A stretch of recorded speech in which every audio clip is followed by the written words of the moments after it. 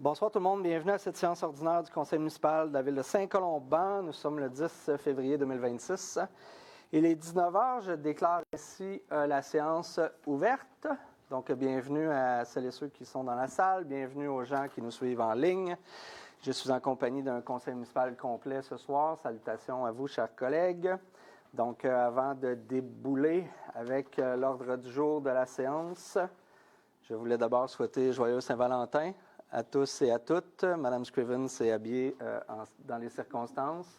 On pourrait quasiment dire aussi que Mme Dereich l'a fait, en arborant le rouge et le noir. Oui, et le jaguar. Et le jaguar. Je voulais surtout prendre le temps de revenir. Il y a deux dossiers plus importants qui bordent le territoire de Saint-Colomban. Il y en a un qui le concerne plus directement. Il y a d'abord le projet de TGV Alto.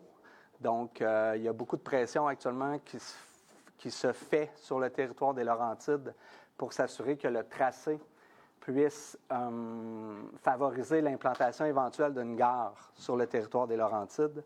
On vise évidemment le secteur de Mirabel. Donc, évidemment, pour nous, à Saint-Colomban, ce serait un élément extrêmement important là, de s'éviter de faire la route jusqu'à minimalement le territoire de la ville de Laval pour pouvoir emprunter le TGV. Donc, c'est un combat qu'on va mener pour l'ensemble des Laurentides. Je suis évidemment en contact avec mes collègues d'Argenteuil, Mirabel, Deux-Montagnes pour faire pression auprès de la direction et du gouvernement fédéral afin qu'ils incluent le territoire des Laurentides. C'est un territoire qui est en croissance démographique, donc une perspective de croissance de 30 % de la population d'ici 10 à 15 ans. On a aussi des espaces industriels importants qui demeurent à développer. Donc, on veut aussi essayer d'arrimer ça avec le tracé éventuel du prolongement de l'autoroute 13. Donc, c'est maintenant qu'il faut le réfléchir et on le réfléchit avec les villes et les territoires voisins. L'autre chose, c'est le dossier de la carte électorale. Éventuellement, chers collègues, on va devoir se pencher sur une décision à prendre pour financer le recours en Cour suprême. Je prends un moment parce que la Cour d'appel a donné raison au territoire des Laurentides, au territoire du centre du Québec, Brome-Missisquoi. Comme vous le savez peut-être, la carte électorale pour la prochaine élection provinciale prévoit l'ajout d'une circonscription dans les Laurentides qui concerne totalement le Saint-Colomban, en fait. On est au cœur de cette nouvelle circonscription-là, avec Saint-Canute, Mirabel-en-Haut et la section ouest de la ville de Saint-Jérôme, donc à l'ouest de l'autoroute 15. C'est extrêmement important comme combat parce que c'est un territoire qui a été délaissé par les investissements publics. Donc, c'est un territoire qui est souvent mal représenté. Longtemps, on était au fédéral associé à Mirabel, au provincial avec Argenteuil et au municipal avec Saint-Jérôme. C'est extrêmement difficile. Bien défendre les dossiers quand il faut mobiliser trois acteurs qui n'ont pas le même territoire commun. Là, avec la nouvelle circonscription fédérale de Rivière-du-Nord, Pays d'en Haut, représentée par Tim Watchorn, on la voit, la différence. Là. On est représenté par des villes qui sont similaires, Saint-Anne-des-Lacs, Saint-Sauveur, Sainte-Adèle, Saint-Colomban. Donc, il y a un travail beaucoup plus étroit qui se fait, puis on souhaite évidemment pouvoir profiter de cette circonscription-là. Évidemment, le même scénario se définit pour le centre du Québec. On parle de la ville de Drummondville. Donc, la circonscription qui est créée ici, c'est au détriment de Montréal. Ça vient suivre un peu les mouvements démographiques qu'on a vécu depuis la pandémie, là, mais un petit peu avant, 2018-2019. Puis au niveau de la création de la circonscription dans le centre du Québec, c'est aux dépens de la Gaspésie. Donc, ça suit vraiment les mouvements démographiques. Le gouvernement du Québec a tenté d'adopter une loi qui suspendait le recours, donc ça a été contesté. On a gagné en cour d'appel. Et le procureur général du Québec, avec le directeur général des élections du Québec, qui n'ont pas la même position, demandent à la Cour suprême d'entendre le dossier pour des raisons diamétralement opposées. Le PGQ demande à ce qu'on ne remette pas en cause l'unanimité des parlementaires, ce qui a une très faible assise légale quand on l'analyse, tandis que le directeur général des élections du Québec demande à vraiment fixer les limites pour déterminer c'est quoi le rôle du directeur général des élections, puis c'est quoi le rôle des parlementaires dans la définition d'une carte. Donc, évidemment, la position des demandeurs, donc Laurentides, Centre du Québec, Brome-Missisquoi, Sherbrooke, il m'en manque pas. c'est de reconnaître le jugement de la Cour d'appel. Donc, on demande à la Cour suprême de ne pas entendre la cause. Et ce sera à suivre, mais assurément, on aura une décision à prendre en mars. Voilà. Je voulais aussi prendre quelques secondes pour remercier nos cols bleus sur le terrain parce qu'il neige encore ce soir.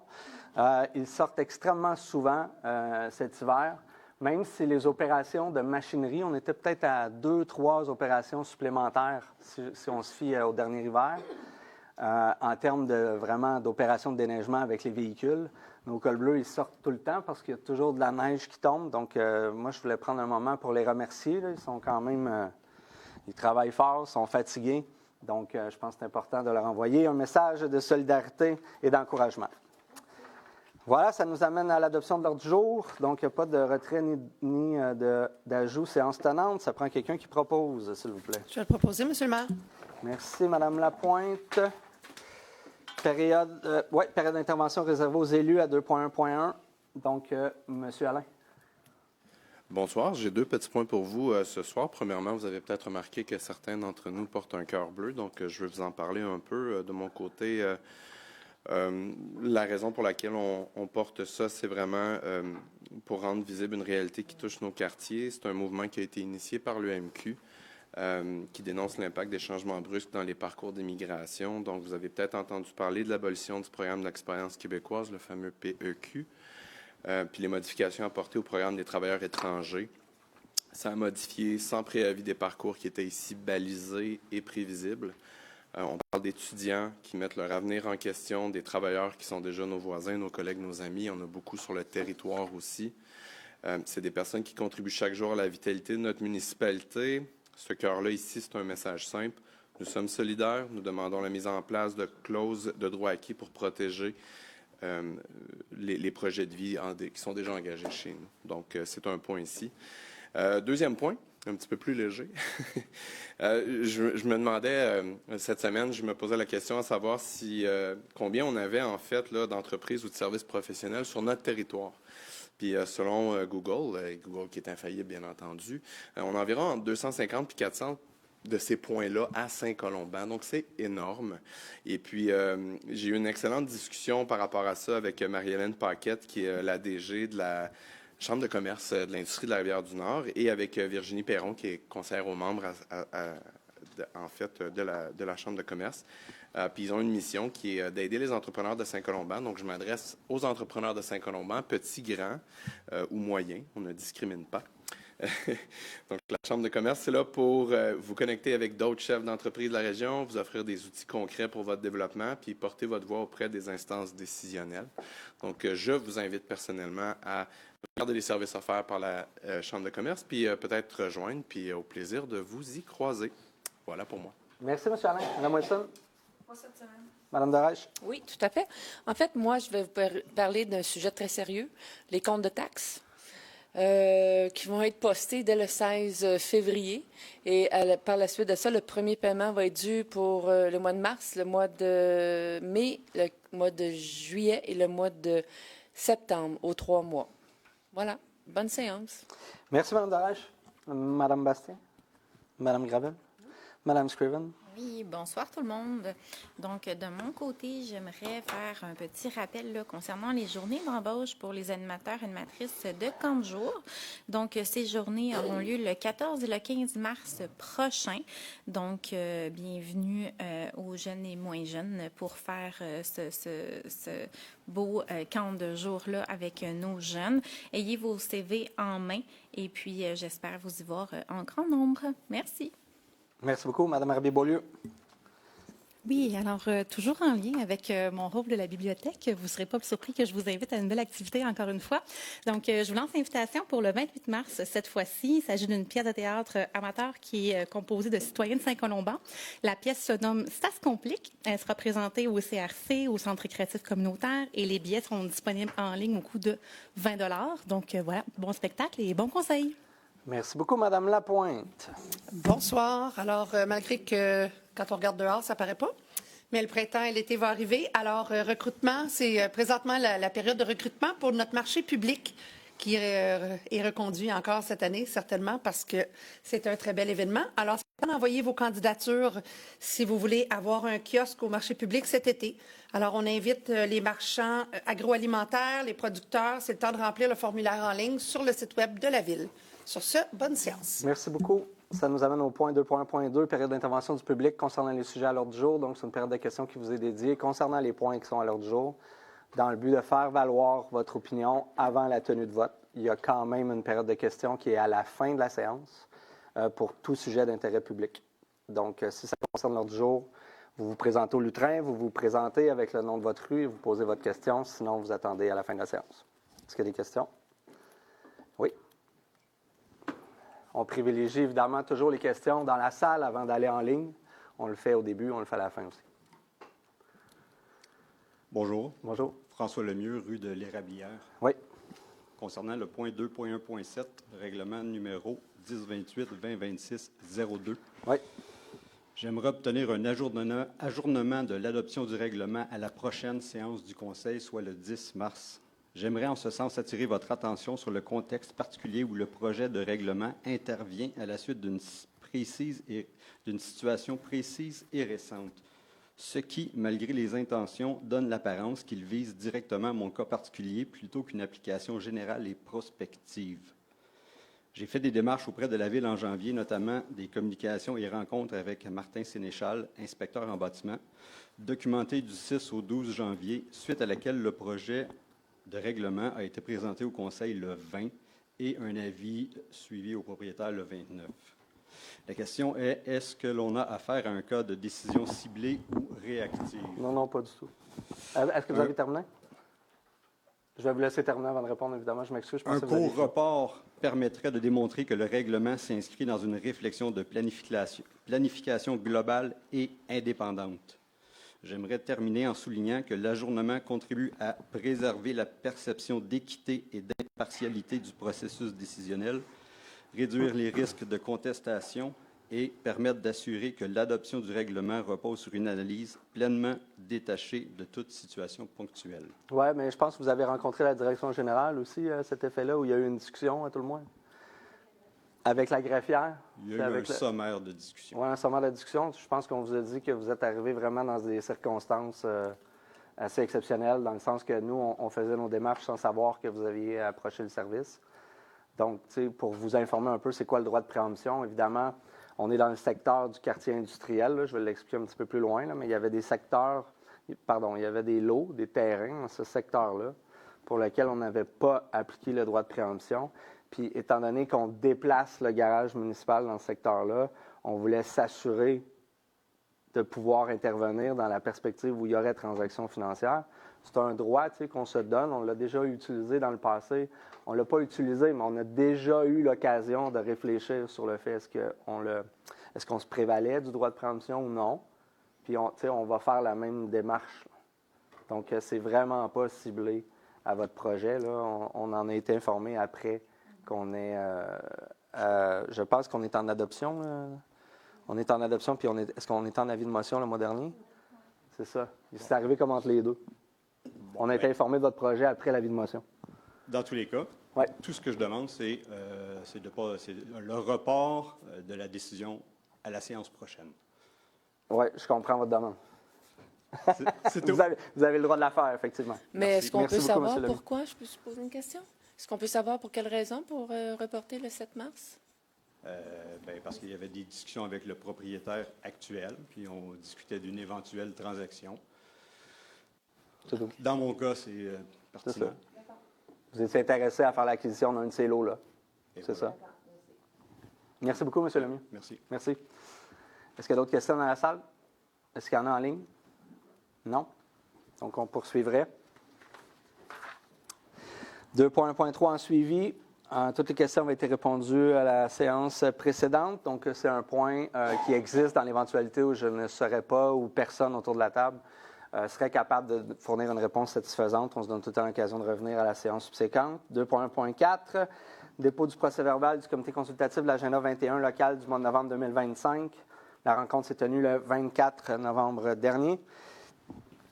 2.1.5, avis de motion et dépôt de projet de règlement numéro 1018-2026, délégation de pouvoir, suivi budgétaire et gestion de la dette. Abrogeant et remplaçant le règlement 1018-2020 tel qu'amendé. Donc, ça prend quelqu'un qui donne l'avis de motion, s'il vous plaît. Je vais donner l'avis de motion. Merci beaucoup.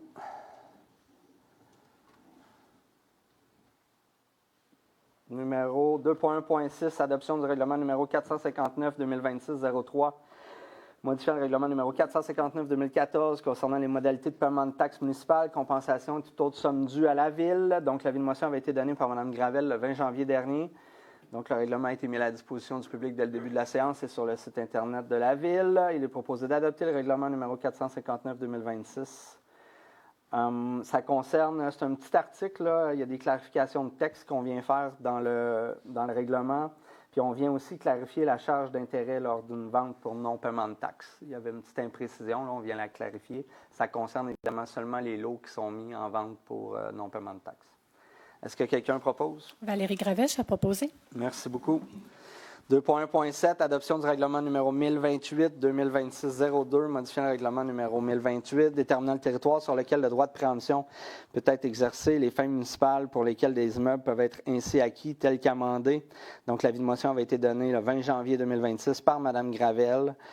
Considérant que le règlement a été mis à la disposition du public dès le début de la séance sur le site Internet de la Ville. Donc, il est proposé d'adopter le règlement numéro 1028-2026-02, modifiant le règlement numéro 1028, déterminant le territoire sur lequel le droit de préemption peut être exercé, les fins municipales pour lesquelles des immeubles peuvent être ainsi acquis, tels qu'amendés. Donc, il y a 4 lots. Il y a une carte qui va être projetée derrière moi. Vous voyez là, donc il y a 3 lots. On est vraiment à l'intersection Montébrisbois, Côte-Saint-Paul. Donc, juste revenir, les 3 lots qui sont en bas là, du dernier en jaune, c'est les lots que la Ville de Saint-Colomban a acquis pour planifier là, la construction et le déménagement du garage municipal. Tout ce qui est au nord jusqu'à Côte-Saint-Paul, c'est l'espace industriel. C'est le seul espace avec l'autre côté là, de Montébrisbois là, où on peut faire de l'activité industrielle. Donc, la question qu'on s'est fait poser préalablement, c'est est-ce qu'on serait ouvert à retirer un de ces 3 lots-là, en fait, d'attendre là, la prise de décision pour un de ces 3 lots-là. Donc, moi, en tout cas, moi, je vais vous laisser vous prononcer, mais moi, je propose qu'il n'y a pas de retrait. Là, parce qu'un droit de préemption, ultimement, c'est un droit que se prévaut la Ville de déterminer si on fait l'acquisition ou pas d'un terrain, nonobstant le projet. Là. C'est un espace qui est convoité par la Ville. Il y a différentes raisons pour lesquelles on peut convoiter un terrain par préemption. C'est par intérêt public, développement économique et espace vert. C'est ça? Je pense que c'est ça. Oui. Donc, est-ce que quelqu'un... Oui, il y a l'autre lot, il y a le 4e lot. Donc, l'image suivante. Donc, on est vraiment tout juste après la ligne de transmission hydroélectrique sur Saint-Paul. Donc, on a la rue des Générations. Vous voyez, là, le terrain qui est ici, là, c'est vraiment l'espace qu'occupait anciennement le golfe Bonnybrook. Donc, on a une longue terre ici, là, où actuellement, il y a des activités de retrait de remblais non autorisés. Donc, on vient mettre un droit de préemption dans l'éventualité où il y aurait une transaction. Tu sais, on se garde, ce sont des grands espaces non développés. Donc, dans l'éventualité où il y aurait une transaction, on veut être mis au courant pour déterminer s'il y a un intérêt de la Ville d'en faire l'acquisition. Est-ce que quelqu'un propose? Valérie Gravèche a proposé. Ça va. 2.1.8, avis d'assujettissement à un droit de préemption, règlement numéro 1028-2026-02, considérant l'adoption par le Conseil municipal du règlement 1028-2026-02, modifiant le règlement 1028, déterminant le territoire sur lequel le droit de préemption peut être exercé, et les fins municipales pour lesquelles les immeubles peuvent être ainsi acquis, tels qu'amendés, considérant que pour exercice du droit de préemption, un avis d'assujettissement doit être inscrit au registre foncier du Québec. Considérant que la Ville souhaite inscrire un avis d'assujettissement au droit de préemption à tous les immeubles identifiés à l'article 1 du règlement 1028-2026-02. Donc, ce sont les 4 lots qui ont été présentés un petit peu plus tôt. Il est proposé d'inscrire un avis d'assujettissement au droit de préemption à tous les immeubles identifiés à l'article 1 du règlement 1028-2026-02 pour une période de 10 ans, et ce pour des fins municipales mentionnées au du règlement, de mandater la greffière, toute personne mandatée par cette dernière afin de préparer tous les documents nécessaires à l'assujettissement au droit de préemption. Ce qui est important de savoir, c'est que le jour où, par exemple, il y a une transaction qui concerne un de ces lots-là, et que la Ville donc, ne se prévaut pas de ce droit de préemption-là, nous, on a l'obligation de le laisser tomber. C'est bien ça? Pardon? Donc, la transaction peut avoir... Exact.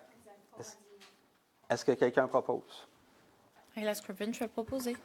Merci beaucoup, Mme Scriven. 2.1.9, autorisation de signature des promesses de cession et autorisation de travaux sur les parties des lots 2 078 791 et 2 078 808 relativement aux travaux de mise aux normes du barrage du lac Légaré. Considérant que la Ville doit effectuer des travaux de mise aux normes du barrage du lac Légaré, considérant que des ententes sont nécessaires afin d'effectuer les travaux, il est proposé d'autoriser le maire ou en son absence la mairesse suppléante et la directrice générale ou la greffière à signer les promesses de cession et autorisation de travaux sur les parties des lots mentionnés. Il est entendu que tous les frais inhérents de ces actes de cession sont aux frais de la Ville, incluant les coûts associés à la réalisation de nouveaux certificats de localisation à la suite des travaux. Donc, c'est une partie de ces lots-là, ce n'est pas l'entièreté des lots, mais ça, ce sont les lots concernés. Donc, on a besoin vraiment d'aller chercher certaines parties de ces lots-là pour être capable de construire un barrage qui va être situé derrière le barrage actuel. Puis ça va permettre de réguler beaucoup le déversoir du lac. Donc, le déversoir va être conçu avec l'objectif d'être capable de recevoir les crues printanières, les pluies diluviennes. Souvent, c'est des études d'impact basées sur les pluies Milan. Donc, une pluie quand même assez importante. Évidemment, pour pouvoir se permettre de travailler, on a besoin d'avoir une emprise. Là, les démarches ont déjà été entamées avec les différents propriétaires et je veux saluer aussi leur collaboration. Est-ce que quelqu'un propose? Louis-Philippe Alain, je vais proposer. Merci beaucoup, M. Alain. 2.1.10, modification de la résolution numéro 390-12-2025 relative à la nomination et renouvellement de membres de divers comités de la Ville de Saint-Colomban.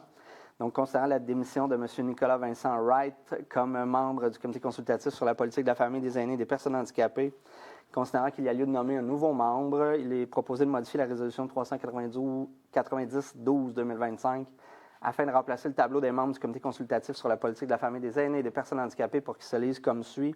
Donc, on a 3 membres, Martine Chartrand, Aurélie Corréas, Brigitte Camden, qui verront leur mandat se terminer le 15 janvier 2027, alors que Mme Annie Leroux et Robert Goyette verront leur mandat se terminer le 15 janvier 2028. Est-ce que quelqu'un propose? Ayla Scriven, je vais le proposer. Merci, Mme Scriven. 2.1.11, appui, demande du report des activités forestières dans les projets d'aires protégées des Laurentides. Donc, c'est une demande qui vient de la MRC des Laurentides qui concerne un petit peu plus, de manière un petit peu plus importante, la municipalité de Lac-Tremblant-Nord. Considérant que la MRC des Laurentides, accompagnée par la société, la SNAP Québec et Éco-Corridor Laurentien, propose une lettre ouverte à l'attention du ministère des Ressources naturelles et des Forêts, du ministère de l'Environnement, de la lutte contre les changements climatiques, de la faune et des parcs, afin de demander le report des coupes forestières à l'intérieur des projets d'aires protégées actuellement à l'étude dans la région des Laurentides. Considérant que cette démarche vise également à obtenir la tenue d'une rencontre conjointe avec les ministères, avec une délégation d'élus et élus des Laurentides, afin de discuter des enjeux de conservation, de gestion durable du territoire forestier et de cohérence régionale. Considérant que les MRC et les villes des régions des Laurentides sont invités à se joindre à cette initiative afin de former un front commun régional dans un contexte où les enjeux de biodiversité, de résilience climatique et de protection des milieux naturels exigent une concertation accrue des instances municipales et supramunicipales.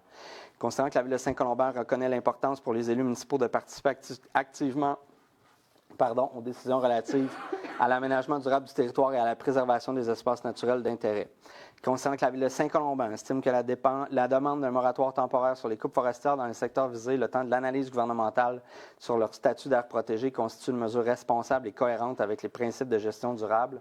Il est proposé d'appuyer par la présente résolution la démarche entreprise par la MRC des Laurentides concernant le report des coupes forestières à l'intérieur des projets d'aires protégées à l'étude, d'appuyer la demande de la tenue d'une rencontre conjointe entre le ministère de l'Environnement et le ministère des Ressources naturelles avec une délégation d'élus et élus des Laurentides afin de discuter des enjeux entourant les aires protégées et la gestion du territoire, de transmettre la résolution aux municipalités locales du territoire afin qu'elles puissent, si elles le souhaitent, joindre leur voix à cette initiative régionale et de transmettre la présente résolution à la MRC des Laurentides, aux ministères concernés, au bureau du premier ministre, au conseil des préfets et des élus de la région des Laurentides, à la Fédération québécoise des municipalités, à l'Union des municipalités du Québec et à l'Association des directeurs généraux des MRC du Québec. Est-ce que quelqu'un propose? Daniel Derèche, je propose. Merci, Mme Derèche. 2.1.12, autorisation de participer au Gala Zénith 2026 organisé par la Chambre de commerce et d'industrie Rivière-du-Nord. Donc, considérant que la Chambre de commerce organise un gala à chaque année, c'est un événement annuel de reconnaissance pour les entreprises de notre région.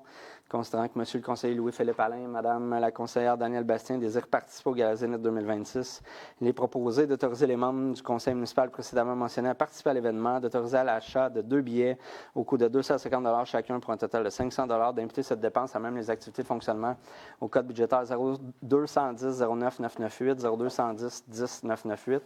Donc, chaque élu possède un budget de représentation qui leur appartient. C'est leur décision de choisir où ils l'affectent. Donc, dans ce cas-ci, pour les 2 élus concernés, leur souhait, c'est de participer à ce gala. Est-ce que quelqu'un propose? Jessica Rabier-Beaulieu, je vous le propose. Merci, Mme Rabier-Beaulieu. 2.2.1. Approbation et adoption du procès-verbal de la séance tenue en janvier 2026. Considérant que copies du procès-verbal ont été remises à chaque membre du Conseil, la séance s'est tenue le 20 janvier. Est-ce que quelqu'un propose d'approuver et adopter le compte-rendu? Christiane Wilson, je vais le proposer. Merci, Mme Wilson. 2.2.2, dépôt et approbation de la liste de destruction de documents. Donc, c'est un exercice qu'on fait annuellement.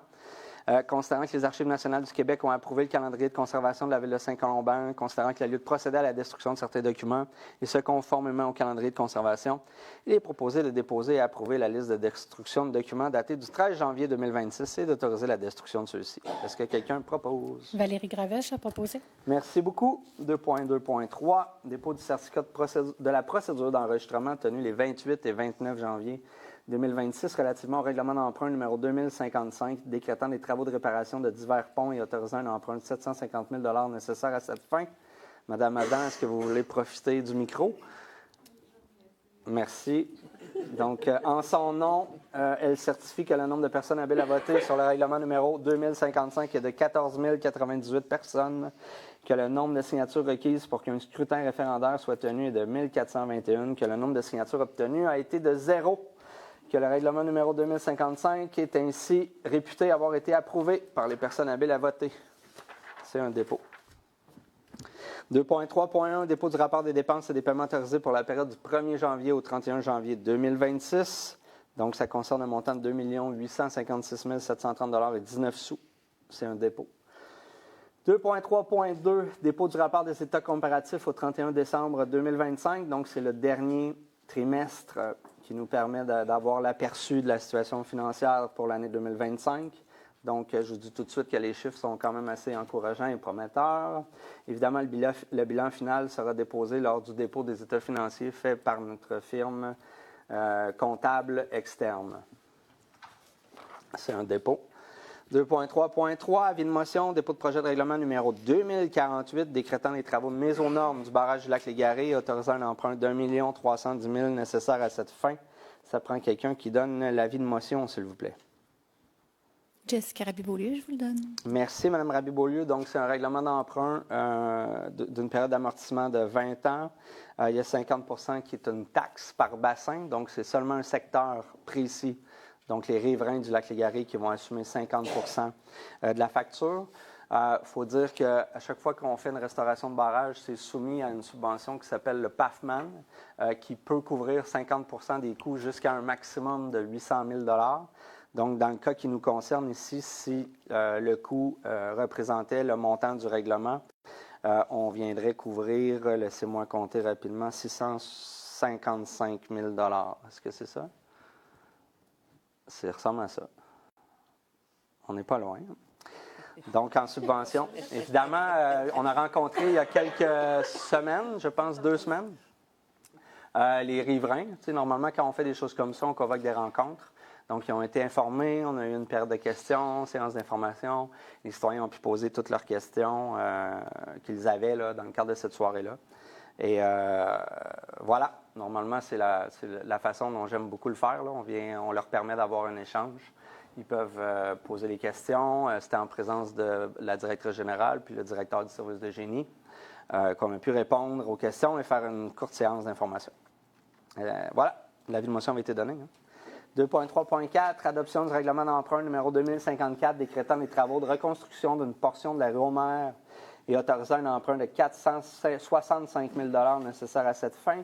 L'avis de motion avait été donné par Mme Dereich le 20 janvier dernier.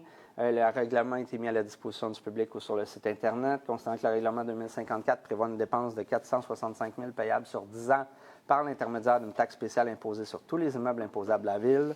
Considérant que le président de l'Assemblée a procédé à la présentation du règlement, il est proposé d'adopter le règlement 2054 décrétant les travaux de construction d'une portion de la rue aux Maires et autorisant un emprunt de 465 000 $ nécessaire à cette fin. Donc, les principaux coûts concernés, c'est des travaux de voirie, des travaux de drainage. Vous allez voir le prochain règlement, là, il y a un pavage, un règlement d'emprunt qui va couvrir le pavage qui est séparé de ces travaux-là.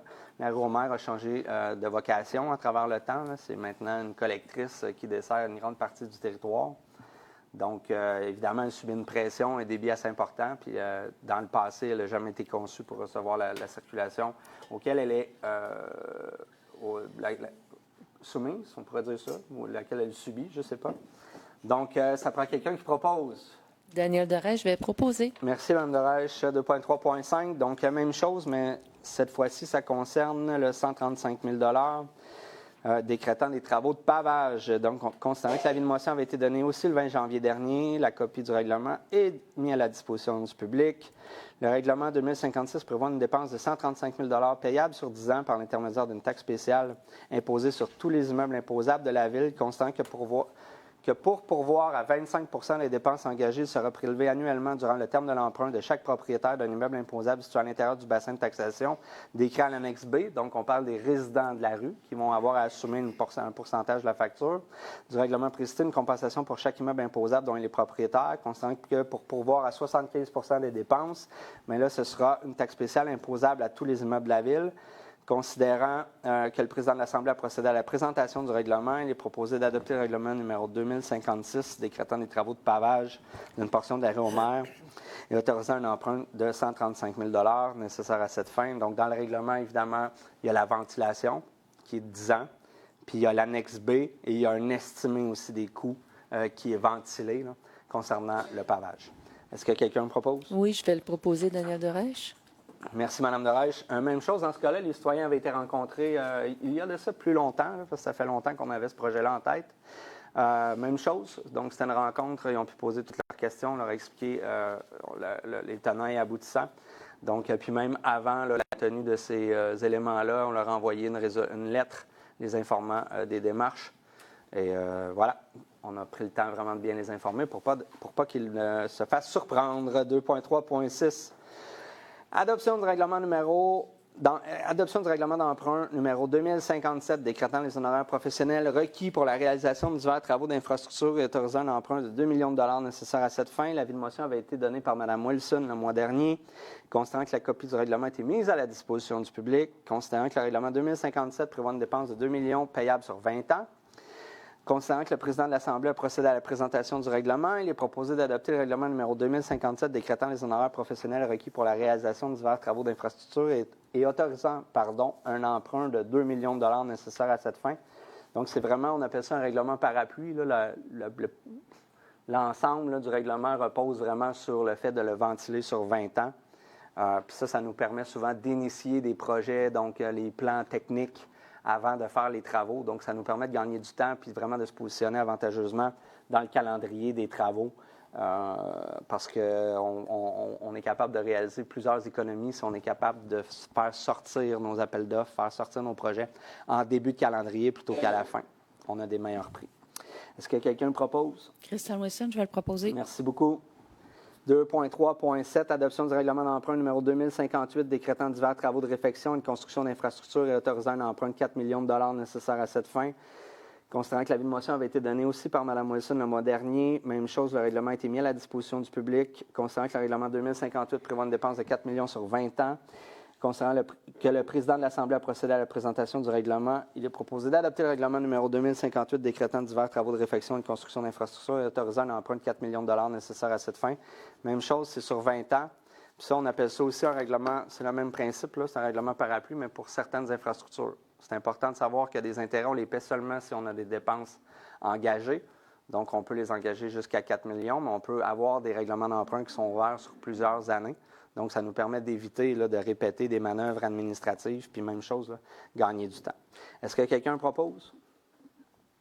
Jessica Rabier-Beaulieu, je vous le propose. Merci, Mme Rabier-Beaulieu.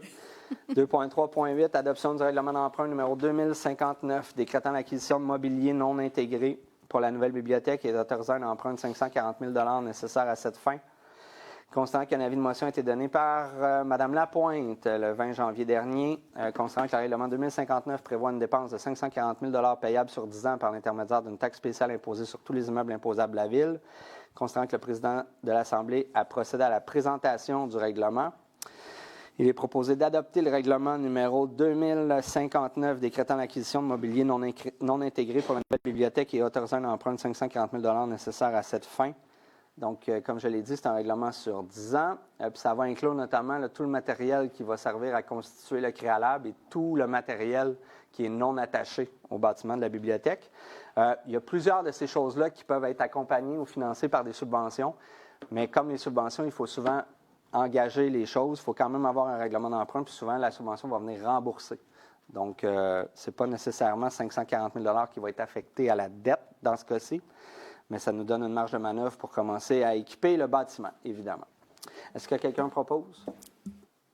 Jessica Rabier-Beaulieu, j'aimerais vous proposer. Merci beaucoup. 2.3.9, modification de la résolution numéro 1101-2026 relative à l'approbation du programme de la taxe sur l'essence et de la contribution du Québec 2024-2028. Constatant que par la résolution 011-01-2026, la Ville a approuvé la programmation de travaux soumise dans le cadre du programme de la taxe sur l'essence et de la contribution du Québec pour les années que j'ai nommées. Constatant qu'il a lieu de modifier cette résolution afin de corriger le nom du programme TEC, lequel s'intitule désormais Programme de transfert pour les infrastructures d'eau et collectives du Québec. Considérant qu'il y a lieu de modifier cette résolution afin de remplacer la programmation de travaux version numéro 1 par la programmation de travaux version numéro 1 révisée, il est proposé de modifier la résolution telle que je l'ai présentée. Est-ce que quelqu'un propose? Valérie Gravèche a proposé. Merci, Mme Gravel. 2.4.1, dépôt du rapport des ressources humaines pour la période du 7 janvier 2026 au 28 janvier 2026. Donc, c'est un dépôt. Ça concerne une nomination et un départ. C'est trop simple pour que je vous le laisse faire. 2.4.2, autorisation de signature d'une entente avec le syndicat canadien de la fonction publique, section locale 3795. Ça concerne, donc, considérant l'entente survenue entre la Ville et le syndicat relativement à la retraite progressive de M. Normand Lacasse. Il est proposé d'autoriser le maire ou en son absence, la mairesse suppléante et la directrice générale ou la greffière à signer la lettre d'entente particulière relative à la retraite progressive de M. Normand Lacasse. M. Lacasse est affecté en tant que col bleu aux travaux publics de la Ville de Saint-Colomban. Est-ce que quelqu'un propose? Ayla Scriven, je vais le proposer. Merci. 2.4.3, embauche d'une coordonnatrice des bibliothèques.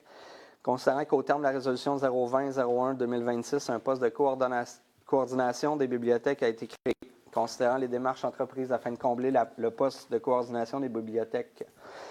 Considérant qu'à la suite de l'analyse des candidatures et aux entrevues, la directrice du service des ressources humaines recommande d'embaucher Mme Elisabeth Lavoie à ce poste. Il est proposé ainsi d'embaucher la dite dame à titre de coordonnatrice des bibliothèques au service des loisirs et de la culture à compter du 23 février 2026, de lui verser un salaire annuel correspondant à la classe 15, échelon 1, et de l'intégrer aux avantages prescrits dans la politique portant sur les conditions de travail offertes aux employés cadres de la Ville, de rendre Mme Elisabeth Lavoie éligible à la couverture d'assurance collective à compter de son premier jour de travail. La présente résolution est conditionnelle à la démonstration d'une recherche négative d'empêchement judiciaire. Est-ce que quelqu'un propose? Ayla Scriven, je vais le proposer. Merci, Mme Scriven. 2.4.4, nomination d'une responsable de la paie et des comptes payables. Considérant qu'au terme de la résolution 020-01-2026, un poste de responsable de la paie et des comptes payables a été créé. Considérant les démarches entreprises afin de combler le poste de responsable de la paie et des comptes payables, considérant qu'à la suite de l'analyse des candidatures et des entrevues, la directrice du service des ressources humaines recommande de nommer Mme Christine Lacombe-Petit à ce poste.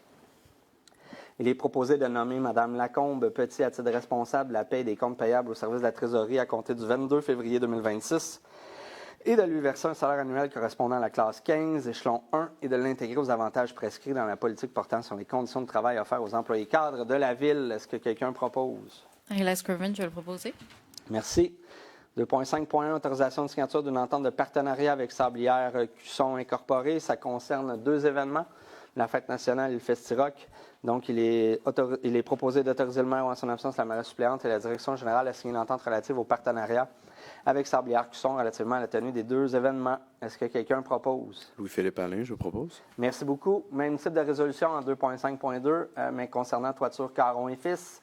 Et ça concerne la tenue du marché public en 2026. Est-ce que quelqu'un propose la signature? Je vais le proposer, Daniel Derèche. Merci. 3.1, avis de motion, règlement numéro 3017 relatif à l'occupation et l'entretien des bâtiments. Ça prend quelqu'un qui donne l'avis de motion. Je vais vous la donner, l'avis de motion. Merci, Mme Derèche. 3.2, adoption du projet de règlement numéro 3017 relatif à l'occupation et l'entretien des bâtiments. Donc, considérant que l'avis de motion est donné séance tenante, considérant que la copie du règlement est mise à la disposition du public dès le début de la séance, considérant que les dispositions de ce règlement ne sont pas assujetties à des dispositions référendaires ou d'approbation plutôt référendaire, il est proposé d'adopter le projet de règlement numéro 3017 relatif à l'occupation et l'entretien des bâtiments, de tenir une assemblée de consultation publique le 10 mars 2026 à compter de 17 heures. Ce règlement-là, c'est beaucoup une obligation qu'on l'on reçoit du gouvernement provincial et qui vient couvrir tout ce qui concerne les bâtiments patrimoniaux sur le territoire, donc notamment la procédure à suivre en termes d'entretien pour les propriétaires. Donc, nous, on a l'obligation de se conformer aux orientations gouvernementales. Donc, par exemple, dans ce règlement-là, bien évidemment, il y a beaucoup de définitions. Qu'est-ce qu'un bâtiment patrimonial? C'est quoi un délabrement? Quel fonctionnaire désigné a le mandat de faire appliquer ce règlement-là? C'est quoi maintenir un bâtiment patrimonial en bon état? De le garder bien branché à un système d'alimentation en eau potable et tous les éléments. Là. Application du règlement, on vient encadrer la visite des lieux, les avis de travaux, avis de détérioration. Donc, évidemment, il y a l'article 21 là, qui concerne les sanctions. C'est beaucoup en réaction aux démolitions passées là, de bâtiments patrimoniaux qui ont pu avoir lieu, par exemple, à Chambly ou à Sainte-Marguerite-du-Lac-Masson. Est-ce que quelqu'un propose? Isabelle Lapointe, je propose. Merci beaucoup. 3.3, avis de motion, règlement numéro 599-2026. On rentre dans les règlements de concordance. Donc, c'est des modifications qui ont été faites suivant la modification du schéma d'aménagement et de développement à la MRC Rivière-du-Nord. Donc, au niveau du 3.3, c'est un avis de motion concernant le règlement numéro 599-2026-07 concernant le plan d'urbanisme de la ville de Saint-Colomban. Est-ce que quelqu'un donne l'avis de motion, s'il vous plaît? Je vais vous la donner, M. le maire, Valérie Gravel. Merci, Mme Gravel. 3.4, ça concerne le même projet de règlement, mais pour l'adoption du règlement. Donc, l'avis de motion a été donné séance tenante. Le règlement est à la disposition du public. Considérant que les dispositions du règlement ne sont pas susceptibles d'approbation référendaire, il est proposé d'adopter le règlement 599-2026-07 et de tenir une assemblée de consultation publique le 10 mars 2026 à compter de 17 heures, où on va faire une présentation beaucoup plus élaborée des différents règlements là, qui vont suivre là, dans les prochains points, là, au moins les 3-4 prochains. Mais rapidement, je pense qu'un des éléments importants de cette modification-là, c'est de permettre un zonage agricole, une affectation agricole non décrétée, donc à l'ouest du territoire de Saint-Colomban sur Rivière-du-Nord. Historiquement, c'était en conservation. Mais il y a toujours eu de l'agriculture qui était faite sur ce territoire-là. Donc, c'est comme si on ramène un peu l'affectation qui a été effectuée depuis, ma foi, peut-être la fondation de la ville de Saint-Colomban. Donc, on est au sud de Rivière-du-Nord principalement, secteur ouest, jusqu'aux limites avec la ville de Mirabel vers la chute. Donc, ça, c'est le grand changement dans le règlement, l'article 9. Est-ce que quelqu'un propose? Isabelle Lapointe, je vais le proposer. Merci, Mme Lapointe. 3.5, avis de motion, règlement numéro 600. Ça concerne le règlement de lotissement numéro 600 tel qu'amendé en concordance avec la modification du schéma d'aménagement et de développement révisé de la MRC de la Rivière-du-Nord. Est-ce que quelqu'un donne l'avis de motion? Christiane Wilson, je vais donner l'avis de motion. Merci beaucoup, Mme Wilson. 3.6, même chose, mais dans ce cas-ci, c'est l'adoption du projet de règlement 600. Donc, c'est la même poutine que j'ai nommée précédemment. Ici, on vient vraiment déterminer, on vient créer finalement l'existence d'un corridor sonore sur la montée de l'église. Donc, ça, c'est une exigence du ministère des Transports et de la Mobilité durable. Donc, c'est un corridor de 80 mètres. Oui, il y a ça aussi dans le règlement. Merci d'être vigilante, mais ça n'était pas nécessaire pour celui-ci. Donc, vraiment, la création d'un corridor sonore sur la montée de l'Église, seulement sur le territoire du MTMD, donc du ministère des Transports, c'est-à-dire à partir de montée de l'Église jusqu'à la fin de la zone de 70 km/h, si ma mémoire est bonne. Évidemment, la circulation génère une nuisance sonore assez importante, donc c'est la création d'un corridor. Tout agrandissement, rénovation, construction à l'intérieur du 80 mètres de montée de l'Église sur le territoire que je vous ai nommé va être assujetti à des normes acoustiques beaucoup plus sévères. On le subit, là, je veux vous rassurer, ce n'était pas notre demande, mais c'est une nouvelle exigence du ministère des Transports. Puis cette exigence-là se répercute sur tous les tronçons de route qui chevauchent des espaces résidentiels sur le territoire de la MRC Rivière-du-Nord. Donc, vous pouvez imaginer le corridor sonore qui concerne l'autoroute 15, la 117. Donc, c'est assez contraignant. Il y a aussi le chemin des hauteurs, donc en direction de Saint-Hippolyte, qui va être assujetti quand même à ce changement-là. Puis, il y a une partie de la 158, si ma mémoire est bonne. Donc, il y a aussi, évidemment, là, comme Maître Parent faisait mention, là, la détermination des superficies minimales et les largeurs minimales de l'eau créée dans justement l'affectation agricole non décrétée. Donc, on est standard, là, on respecte les mêmes dimensions que dans les autres affectations, c'est-à-dire 4 000 mètres minimum sur rue déjà existante et 2 000 mètres si partiellement desservis, donc par aqueduc. Et 40 000 mètres pour un lot. Je ne me rappelle pas c'est quoi la nomenclature précise. En bordure d'une nouvelle rue. En bordure d'une nouvelle rue, merci beaucoup. Est-ce que quelqu'un propose? Louis-Philippe Alain, je propose. Merci, M. Alain. 3.7, avis de motion, même chose. Règlement 3001, concordance, c'est le règlement de zonage, celui-ci. Même chose, concordance, ça prend quelqu'un qui donne l'avis de motion. Christian Wilson, je vais donner l'avis de motion. Merci beaucoup. 3.8, donc l'adoption du règlement concerné par l'avis de motion. Ici, on vient spécifier toutes les nouvelles grilles qui incluent l'agricole non décrété. On vient bien définir tout ce qui concerne la définition du mot agriculture, la définition des différentes normes de bruit. Il y a la méthode des calculs aussi du bruit qui vont permettre de calculer les décibels et mesurer les mesures à prendre pour limiter l'impact et les usages concernés par le règlement. Il y a quand même une liste dans ce règlement-là là, pour les gens qui y sont intéressés. Évidemment, là, tous ces règlements-là vont aussi faire l'objet d'une consultation publique le 10 mars 2026 à compter de 17 heures où on va en faire une présentation beaucoup plus détaillée. Est-ce que quelqu'un propose? Louis-Philippe Alain, je propose. Merci, M. Alain. 3.9, avis de motion. Règlement numéro 3003. Celui-là, c'est concernant les permis et certificats. Donc, toujours en concordance avec la modification du schéma. Ça prend quelqu'un qui donne l'avis de motion. Daniel Bastien, je vous la donne. Merci, Mme Wilson. 3.10, adoption du projet de règlement de l'avis de motion qu'on vient de nommer, donc relatif aux permis et certificats. Donc, on vient statuer les conditions pour émettre un permis dans le corridor sonore. Donc, ça prend quelqu'un qui propose l'adoption du règlement. Daniel Bastien, je vous le propose. Merci, Mme Bastien. Ça va aussi être soumis à une période une séance de consultation publique.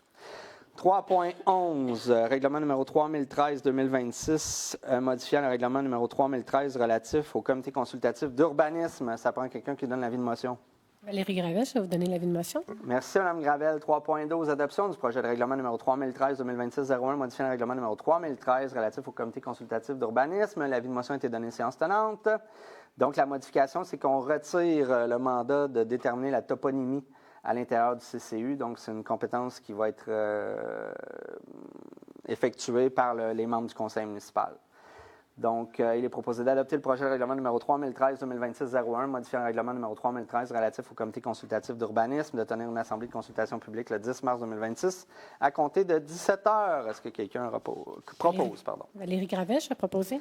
Merci. 3.13, autorisation de signature d'une entente de partage des données avec le CRA des Laurentides concernant les occurrences d'espèces exotiques envahissantes floristiques sur le territoire. Donc, c'est une entente entre le CRA des Laurentides et la ville de Saint-Colomban.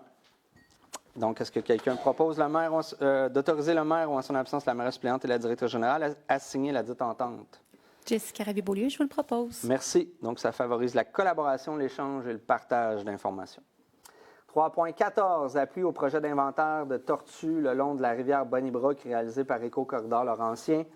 Considérant qu'Éco-Corridor Laurentien désire réaliser en 2026 un inventaire de tortues sur le territoire de la ville en partenariat avec l'organisme de bassin versant de la Rivière-du-Nord, Initiative Biodiversité et Éco-Nature, considérant que le projet aura lieu aux abords de la rivière Bonnybrook et a pour objectif de recenser les individus et d'identifier des sites potentiels de ponte en vue d'assurer la conservation dans les Laurentides. Il est proposé d'appuyer le projet d'inventaire des tortues mené par Éco-Corridor Laurentien. Est-ce que quelqu'un propose? Louis-Philippe Alain, je propose et je mentionne que j'aime vraiment beaucoup les tortues, Monsieur le maire.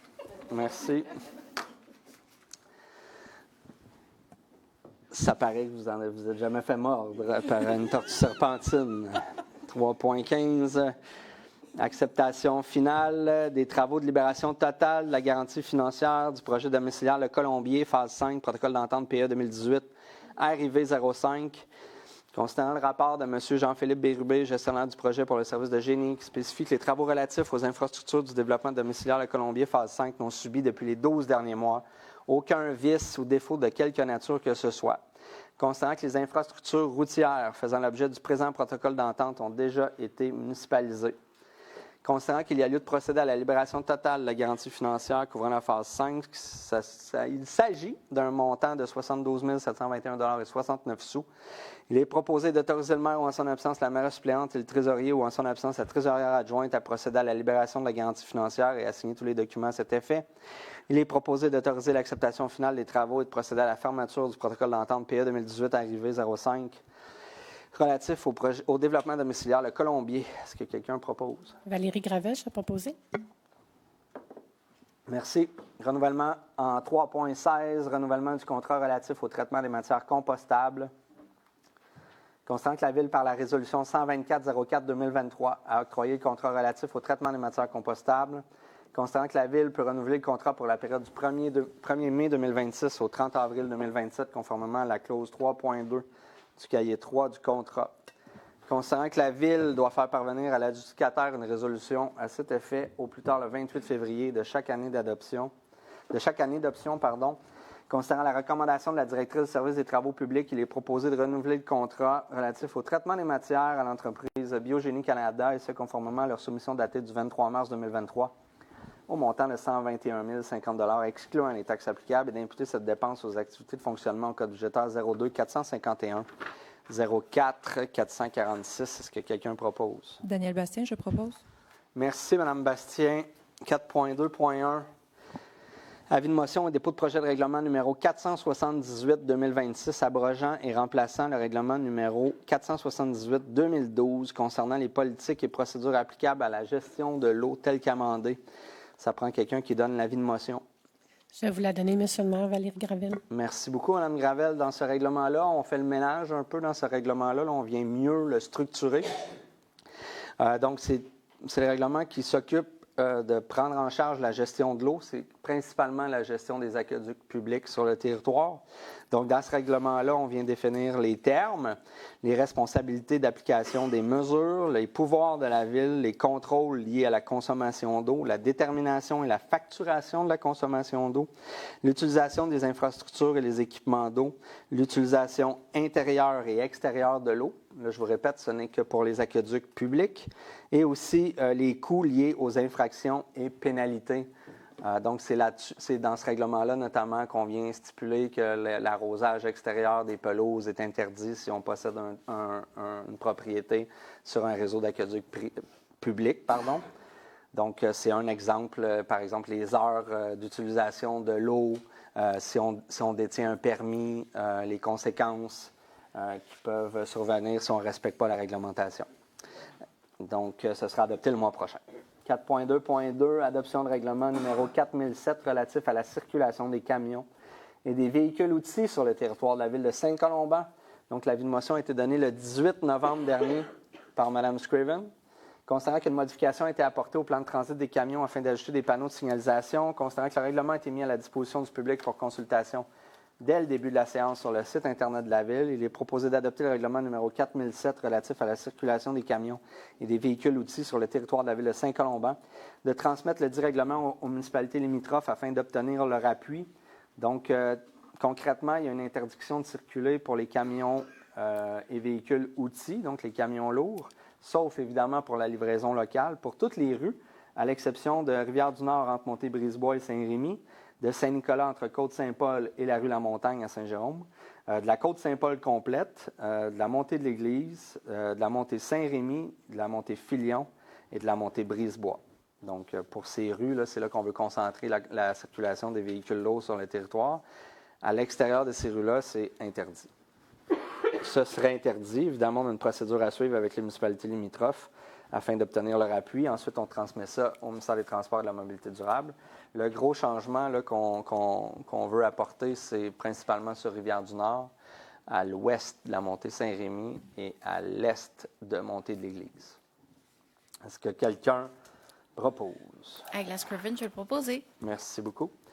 4.2.3 demande au ministère des Transports et de la Mobilité durable relativement à l'aménagement d'une traverse piétonne sur la montée de l'Église entre la rue du Village et la rue de l'Accueil, considérant l'ajout de trottoir sur la montée de l'Église jusqu'à la rue du Village, considérant l'aménagement d'une piste multifonctionnelle sur la rue de l'Accueil, considérant le prolongement de la rue de l'Accueil, considérant que la vitesse affichée est de 50 km/h dans ce tronçon et qu'il serait souhaitable d'aménager une traverse piétonne, incluant du marquage et un système de signalisation, il est proposé de demander qu'une traverse piétonne soit aménagée sur la montée de l'Église, que cette résolution soit transmise au ministère des Transports et de la Mobilité durable. Est-ce que quelqu'un propose? Valérie Gravèche a proposé. Merci, Mme Gravel. 4.2.4. Octroi de contrat, fourniture et transport de pierre. Donc, c'est un contrat annuel. Considérant que la Ville a procédé à un appel d'offres public pour de la fourniture et transport de pierre, considérant le résultat de l'ouverture des soumissions du 2 février 2026, vous avez le tableau derrière moi. Il y a eu 4 soumissionnaires, Uniroc Incorporé, A Desormeaux Excavation, Asphaltec et Carrière Laurentienne, division Carrière Unijack. Les prix varient entre 159 157,50 $ jusqu'à 175 520 $. Considérant la recommandation de la directrice du service des travaux publics, il est proposé d'octroyer le contrat à l'entreprise Uniroc, et ce, conformément à leur soumission datée du 2 février 2026 au montant de 159 157,50 $, excluant les taxes applicables, et d'imputer cette dépense aux activités de fonctionnement au code budgétaire 02 320 00 621 et aux activités d'investissement au code budgétaire 22 313 711, projet 2026-01. Est-ce que quelqu'un propose? Philippe Alain, je propose.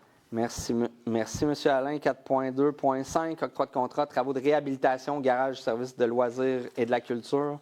Considérant que la Ville doit procéder à des travaux de réhabilitation, garage, des services, des loisirs et de la culture, ce que nous appelons le DOME.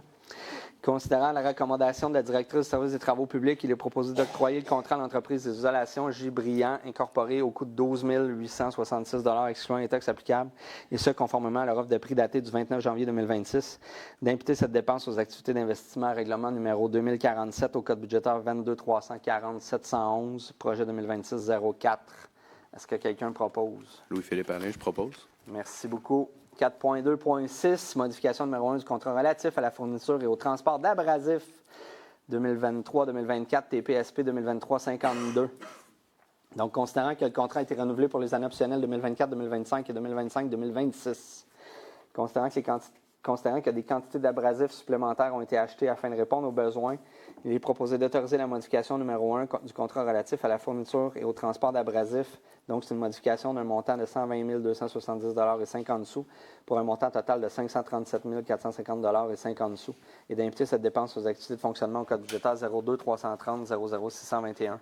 Est-ce que quelqu'un propose? Daniel Doré, je vais proposer. Merci, Mme Dorège. 4.2.7, octroi d'un budget pour des travaux de réparation urgents au réseau d'aqueduc. Considérant que la Ville procède à l'entretien de ces réseaux d'aqueduc, considérant que des bris peuvent survenir de façon imprévisible et nécessiter des travaux de réparation urgents. On parle ici de l'aqueduc Chénier, donc qui dessert le quartier de la Rivière. Il est proposé d'autoriser un budget maximal de 25 000 $ excluant les taxes afin de procéder à certaines dépenses liées à des réparations urgentes et nécessaires au réseau d'aqueduc et d'imputer cette dépense aux activités de fonctionnement réserve aqueduc au code budgétaire 02 412 00 522. Est-ce que quelqu'un propose? Jessica Rabibeau-Lieu, je vous le propose évidemment. Merci, Mme Rabibeau-Lieu. 5.1. Autorisation de signature d'une entente intermunicipale de l'entraide des Basses-Laurentides relative à l'échange de services en matière de protection contre l'incendie et les sinistres avec la Ville de Sainte-Thérèse. Donc, évidemment, quand il y a des incendies sur les territoires respectifs, on fait souvent appel aux autres villes. Donc, cette signature d'entente-là correspond à une entente avec la Ville de Sainte-Thérèse. Est-ce que quelqu'un propose? Je vais le proposer, Daniel Derèche. Merci, Mme Derèche. 6.1. Autorisation de procéder à une demande de subvention dans le cadre du programme Cultiver le bonheur. Donc, considérant la possibilité d'obtenir une aide financière dans le cadre du programme Cultiver le bonheur, lequel vise à préserver l'esprit de collectivité et le lien avec la nature. Considérant que la Ville a pris connaissance du guide du programme et qu'elle s'engage à respecter toutes les modalités qui s'appliquent à elle. Considérant que la Ville s'engage si elle obtient une aide financière pour son projet à payer sa part des coûts admissibles et des coûts d'exploitation continue du projet. Considérant que la Ville confirme qu'elle assumera tous les coûts non admissibles au programme associé à son projet, il est proposé d'autoriser la directrice du service des loisirs et de la culture ou toute autre personne mandatée par cette dernière à présenter une demande de subvention dans le cadre du programme Cultiver le bonheur de Scotts Canada et de signer tous les documents à cet effet. Est-ce que quelqu'un le propose? Louis-Philippe Alain, je propose. Merci.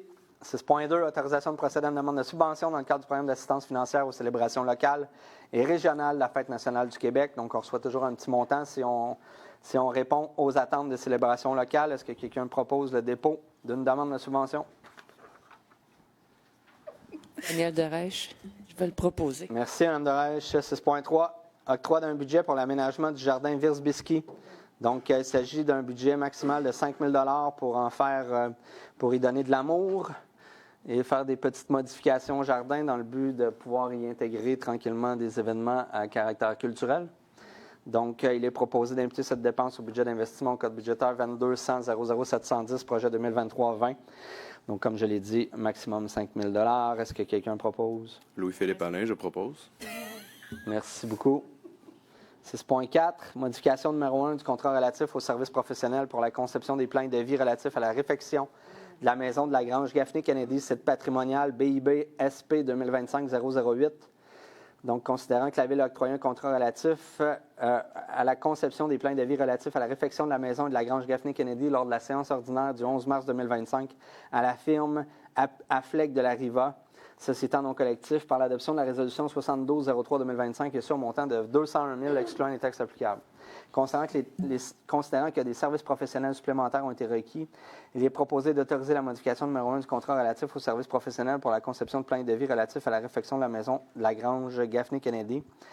Donc, la modification concerne un montant de 69 130 $. Ça représente un montant total de 270 130 $ et d'imputer cette dépense aux activités d'investissement règlement 2050 au code budgétaire 22 393 711, projet 2025-2026. Est-ce que quelqu'un propose? Isabelle Lapointe, je vais le proposer, M. le maire. Merci, Mme Lapointe. Ça nous amène à la période d'intervention du public. Donc, c'est la période de questions qui concerne tous les sujets d'intérêt public. La procédure demeure la même. Vous vous présentez au... Comment on appelle ça, non? J'ai un blanc. Au lutrin, merci beaucoup. Vous vous nommez, vous nous indiquez la rue sur laquelle vous habitez, vous posez votre question. Par respect pour les gens qui attendent et les gens en ligne, je vous demande de poser un maximum de 2 questions par intervention. Vous pouvez toujours revenir. Comme je l'ai dit au départ, on priorise les questions des gens qui se déplacent dans la salle avant d'aller en ligne. Donc, la parole est à vous.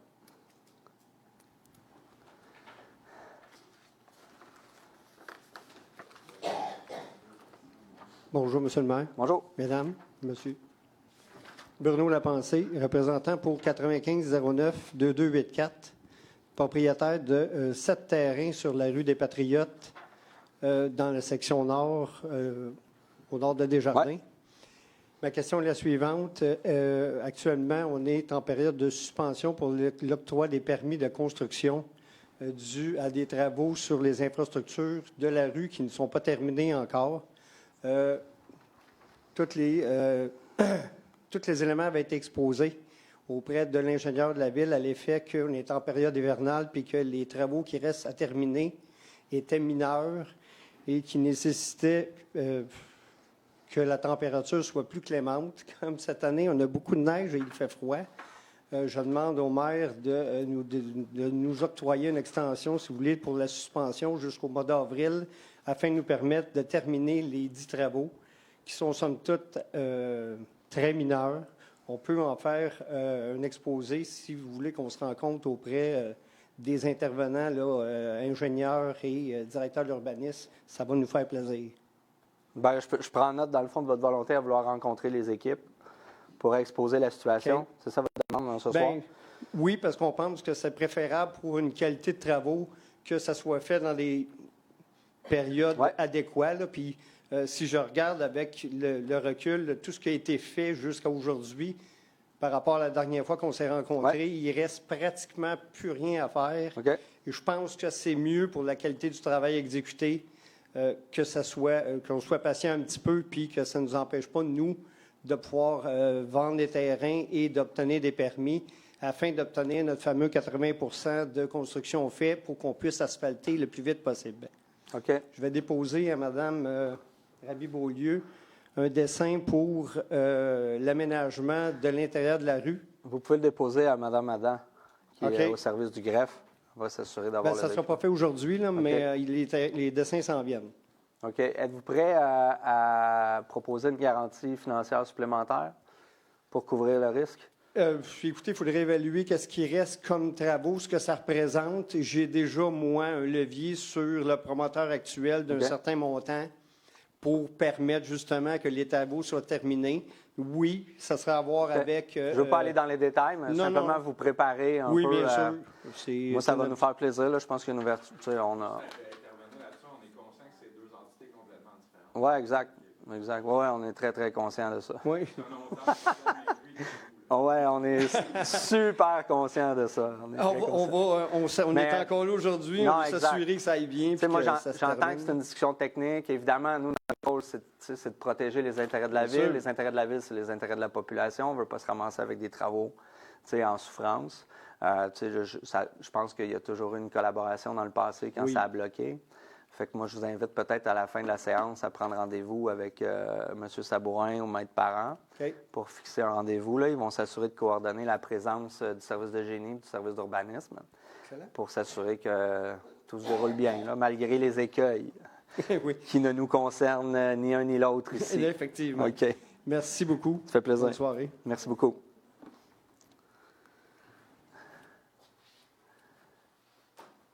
Est-ce qu'il y a d'autres questions dans la salle? Non.